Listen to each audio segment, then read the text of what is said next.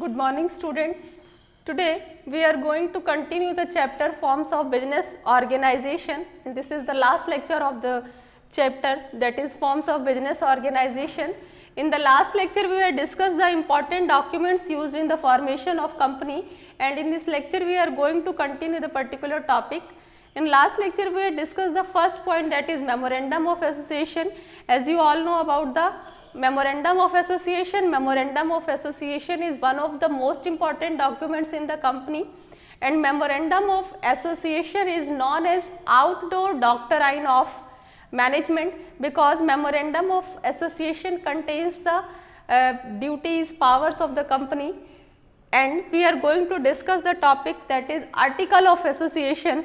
And Article of Association is also one of the most important documents of company, but it is known as indoor doctrine of management, because Article of Association contains internal powers, duties, what are the duties and powers of the officers, directors.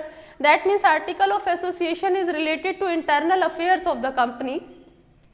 Article of Association is also mandatory to maintain the company, but if the company do not want to prepare their own Article of Association, it can pick up the table F. Table F से अगर company ने article of association नहीं बनाया है तो table F से वो ले सकते हैं. टेबल F में हमारे 99 मॉडल सेट है आर्टिकल ऑफ एसोसिएशन के. तो कोई भी कंपनी अगर अपना प्रिपेयर नहीं करना चाहती है आर्टिकल ऑफ एसोसिएशन, तो टेबल F से वो 99 मॉडल सेट में से किसी भी पर्टिकुलर वन मॉडल सेट को ले सकती है. Is it clear? Memorandum of association her company को बनाना जरूरी है. मैंडेटरी आर्टिकल ऑफ एसोसिएशन भी है, बट अगर ये कंपनी नहीं बनाना चाहती है तो टेबल F में ऑलरेडी जो बिल्ट इन है, ऑलरेडी जो प्रिपेयर्ड है, वो 99 मॉड्यूल सेट है आर्टिकल ऑफ एसोसिएशन के, और कंपनी किसी भी पर्टिकुलर मॉडल सेट को वहाँ से ले सकती है. और आर्टिकल ऑफ एसोसिएशन पे सारे डायरेक्टर्स के साइन होना ज़रूरी है, और आर्टिकल ऑफ एसोसिएशन में 2 विटनेस का भी होना ज़रूरी है. Article of association is one of the most important document, and it is also known as bylaw of company and indoor doctrine of management. Now there are some documents of article of association. There are there are some contents of article of association. First is amount of share capital. Is it clear? Amount of share capital we had already discussed, like what is the amount of authorized capital, issued capital, or all these amounts are written in article of association. Second is what are the rights and duties of the director officers. Second is what is the procedure of allotment of shares. Fourth is what is the procedure of transfer of share. अगर कोई person छोड़ के जाना चाह रहा है, वो अपना शेयर किसी को ट्रांसफर कर रहा है, तो क्या प्रोसीजर होगा. What is the procedure of forfeit of shares. Forfeit हम शेयर्स कर लेते हैं ना. फॉर एग्जाम्पल हमने किसी पर्सन को 1000 शेयर्स दिए हैं, 10 रुपीज़ का है. अब इस 10 में 2 रुपीज़ हमारे एप्लीकेशन के हैं, 3 हमारे अलॉटमेंट के हैं, और 5 फर्स्ट कॉल के हैं. अब उस पर्सन ने एप्लीकेशन दे दिया, अलॉटमेंट दे दिया, हम उससे फर्स्ट कॉल का अमाउंट कॉल कर रहे हैं, लेकिन वो नहीं पे कर रहा है, वो डिले कर रहा है. तो फॉरफिट का मतलब है किस केस में मैं उससे ये शेयर वापस लूँगी, कितने टाइम का हम वेट करेंगे, कितना उसको टाइम देंगे, क्या कंडीशंस होंगी कि मैं अपने शेयर्स उससे फॉरफिट कर लूँ, शेयर्स वापस ले लूँ. ये सारी चीज़ें भी आर्टिकल ऑफ एसोसिएशन में लिखी जाती है. अब अगर हमने ये ए से शेयर फॉरफिट कर लिए हैं, फॉर एग्जांपल इसने 200 शेयर पे नहीं दिया था, 800 पे दे चुका है, तो ये 200 शेयर मैंने ए से वापस ले लिए, तो फर्दर मैं इसको री इशू कैसे कर सकती हूँ, री इशू करने की क्या कंडीशंस है, वो भी इसमें लिखे जाएंगी कि what is the procedure of री issue of shares. Now 7th is what is the procedure of conducting meeting. अगर मीटिंग कंडक्ट करनी है तो क्या प्रोसीजर है, कितने टाइम के बाद कर सकते हैं, कैसे मीटिंग को कंडक्ट कराना है, वो सारी चीज़ें. Now what are the duties, powers and remuneration of director. What is the remuneration, what are the duties of director. 9th is the what is the procedure of winding of company. मैंने आपको starting में ही बताया था, ये हमारा soul proprietorship और partnership की तरह से नहीं है कि जब चाह तब इसको स्टार्ट कर लिया और जब चाह बंद कर दिया. इसमें प्रॉपर, जैसे अभी हमने पढ़ा ना कि फॉर्मेशन ऑफ कंपनी में कितनी सारी फॉर्मेलिटीज़ हमारी हैं, तो इसी तरह से इसको वाइंड अप भी करना इतना इजी नहीं है. इसको वाइंड अप करने का क्या प्रोसीजर है, वो पहले से ही डिसाइडेड होगा. Now what is the procedure of appointment and removal of director, ठीक है, if company wants to appoint any director then what is the procedure, and if company want to removal of director then what is the procedure of removal of director. All these points are discussed in article of association. Hope so it is clear to everyone. Article of association contains internal powers, rules, regulations, what are the terms and conditions of company. That's why it is known as indoor doctrine of management. Now what is the procedure of article of association? Article means article of association, and if we want to alter we can alter according to from time to time according to the need of company, according to the requirement of company we can alter. But what is the procedure of what is the main detail of article of association? First is article of association must not be contrary or against the provision of memorandum of association. अगर हमें article of association में change कराना है तो ऐसा नहीं है कि मेमोरेंडम ऑफ एसोसिएशन के अगेंस्ट हो, उसके अपोज में नहीं होना चाहिए, उसी जितना भी मेमोरेंडम ऑफ एसोसिएशन में टर्म्स एंड कंडीशंस है उसी के अकॉर्डिंग इसमें हम ऑल्ट्रेशन करा सकते हैं. It must not result in breach of contract with outsider. ऐसा नहीं है कि हम आर्टिकल ऑफ एसोसिएशन में वो चेंजेस कर ले जो हमने कॉन्ट्रैक्ट किसी बाहर की पार्टी के साथ साइन किया, उनके कॉन्ट्रैक्ट को वो ब्रेक करता हो, इस तरह के ऑल्ट्रेशन हम नहीं करा सकते हैं. Third is it must be interest of the partners of the it must be the members of the company. ठीक है, जितने भी हमारे उसमें पार्टनर्स, जितने भी मेंबर्स हैं, जितने भी डायरेक्टर्स हैं, सबकी इंटरेस्ट से interest of the company, that means सब उसमें इंटरेस्टेड हो. Fourth is it is not increase the liability of member. इस तरह से आर्टिकल ऑफ एसोसिएशन में हमें ऑल्ट्रेशन नहीं करने कि हमारे मेंबर्स की लाइबिलिटी इंक्रीज हो जाए, इस तरह के ऑल्ट्रेशन बिल्कुल परमिटेड नहीं है.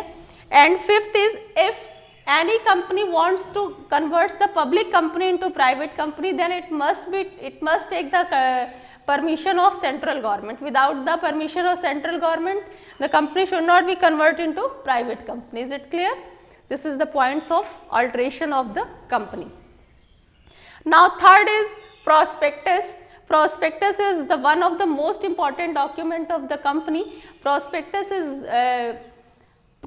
is a circular or notice give the invitation to public to subscribe its shares or debenture in the company. Is it clear?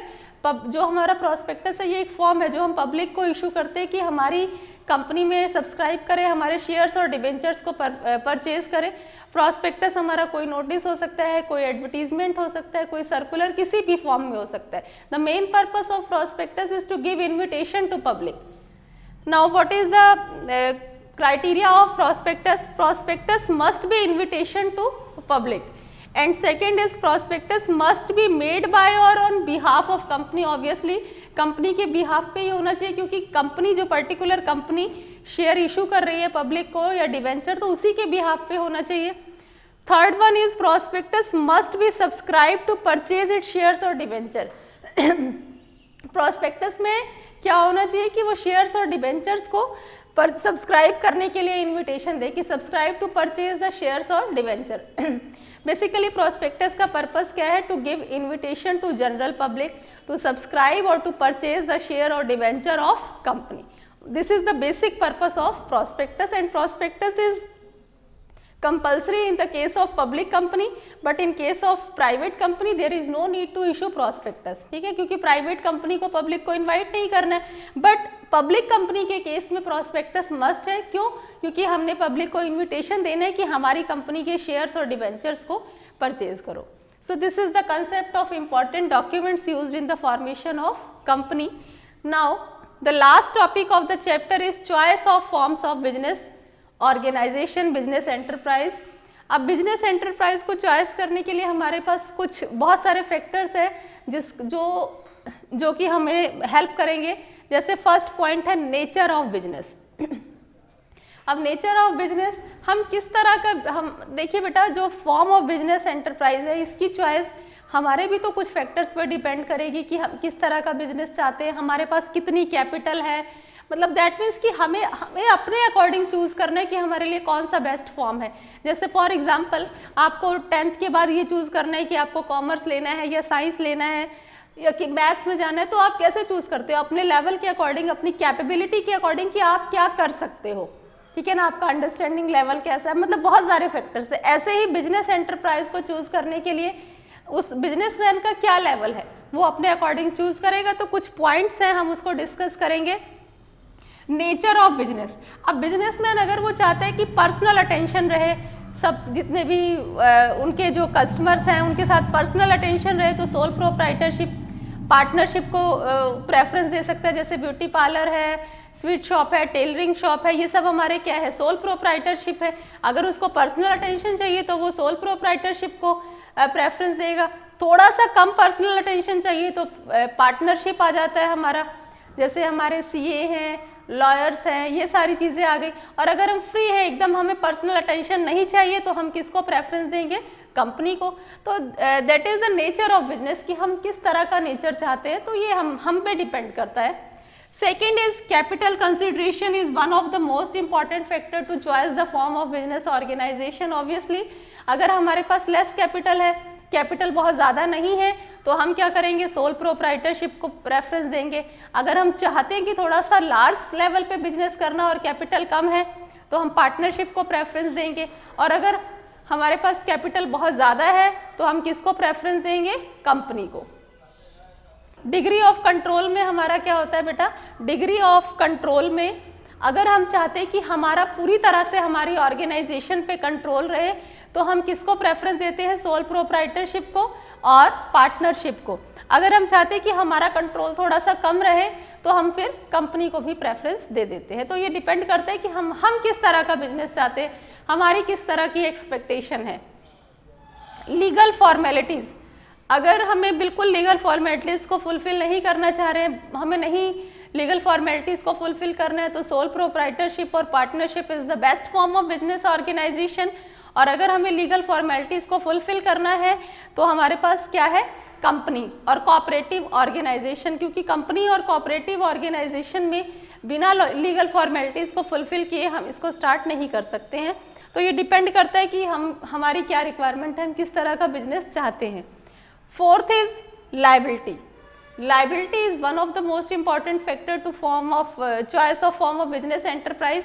Liability में क्या है हमारा, कि लायबिलिटी हमारा हाई रिस्क और लेस रिस्क पे डिपेंड करता है। जो लायबिलिटी है हमारा, लायबिलिटी क्लॉज, लायबिलिटी में क्या है कि जो शेयर होल्डर्स की जो लायबिलिटी है वहाँ पे हमारा रिस्क क्या है, हाई है। कंपनी और कोऑपरेटिव फॉर्म में अगर रिस्क हाई है तो लेकिन लायबिलिटी क्या है हमारी, कम है। लायबिलिटी हमारी वहाँ पे क्या है, शेयर्स तक लिमिटेड है। लेकिन जो हमारा सोल प्रोप्राइटरशिप है और पार्टनरशिप है, वहाँ पे रिस्क बहुत ज़्यादा, रिस्क हमारा क्या है, लेस है, लेकिन वहाँ पे लायबिलिटी क्या है हमारी, अनलिमिटेड है। लायबिलिटी अनलिमिटेड का मतलब क्या हुआ, कि वो हमारी पर्सनल प्रॉपर्टी पे भी क्लेम कर सकता है। Next is management ability. अगर हमें मैनेजमेंट, देखो बेटा जो सोल प्रोप्राइटरशिप है, पार्टनरशिप है, वहाँ पे सारा काम हम डिस्कस कर चुके हैं इस चैप्टर में, सारा काम पार्टनर्स को खुद से करना रहता है। तो एक पर्सन इतना ज़्यादा एफिशिएंट नहीं होता कि वो पूरी तरह से बिजनेस को मैनेज करे। बट अगर हम चाहते हैं कि हमारी जो मैनेजमेंट एबिलिटी है वो बेस्ट हो, तो उस केस में हम क्या करते हैं, उस केस में हम प्रोफेशनल्स वगैरह को अपॉइंट करते हैं। तो ऐसा हमारा कंपनी के केस में ही पॉसिबल है, क्योंकि वहाँ पे हमारे पास फाइनेंशियल रिसोर्स ज़्यादा होते हैं, तो हम हाईली एक्सपर्ट्स को और प्रोफेशनल्स को अपॉइंट कर सकते हैं। बट पार्टनरशिप और सोल प्रोप्राइटरशिप में हम प्रोफेशनल्स को अपॉइंट नहीं कर सकते। क्यों? क्योंकि हमारे पास वहाँ पे इतने ज़्यादा फाइनेंशियल रिसोर्सेज नहीं है। Flexibility of operation, soul proprietorship और पार्टनरशिप तो बिल्कुल फ्लेक्सिबल है, ठीक है ना, ये भी हमारा एक मोस्ट इंपॉर्टेंट फैक्टर है। अगर हम चाहते हैं कि हमारी ऑपरेशंस में, एक्टिविटीज़ में फ्लेक्सिबिलिटी रहे, तो हम सोल प्रोप्राइटरशिप और पार्टनरशिप को प्रेफरेंस देते हैं। But in the case of company वहाँ पे फ्लेक्सिबिलिटी नहीं है, क्योंकि वहाँ पे जो भी डिसीजन लिए जाएंगे बोर्ड ऑफ डायरेक्टर्स के थ्रू लिए जाएंगे, मीटिंग कंडक्ट होगी, बहुत लेंदी प्रोसीजर है। तो हमारा हम कैसा चाहते हैं, फ्लेक्सिबिलिटी चाहते हैं तो सोल प्रोप्राइटरशिप और पार्टनरशिप, और अगर फ्लेक्सिबिलिटी नहीं चाहते तो हम किसको प्रेफरेंस देंगे, कंपनी को। Last is continuity. Soul proprietorship और पार्टनरशिप के फॉर्म में कोई कंटिन्यूटी नहीं है, वो कभी भी एंड हो सकती है। बट अगर हम अपने बिजनेस में कंटिन्यूटी और स्टेबिलिटी चाहिए तो कोऑपरेटिव और कंपनी को हम प्रेफरेंस देते हैं, क्योंकि कंपनी में हमने पॉइंट पढ़ा था परपेचुअल सक्सेशन, मेंबर में गो मेंबर में कम, बट कंपनी मूव्स फॉरएवर। तो ये हमारा कंटिन्यूटी अगर हम चाहते हैं तो कंपनी को, अगर हम चाहते हैं कि नहीं कंटिन्यूटी बहुत ज़्यादा नहीं चाहिए तो सोल प्रोप्राइटरशिप और पार्टनरशिप बेस्ट फॉर्म है। तो ये choice of form of business organisation है, बिजनेस एंटरप्राइज, ये बहुत सारे फैक्टर्स हैं जिन फैक्टर्स पे डिपेंड करता है कि हम किस तरह का बिजनेस चूज करें। So this chapter is completed. Hope so this lecture is clear to everyone. Thank you.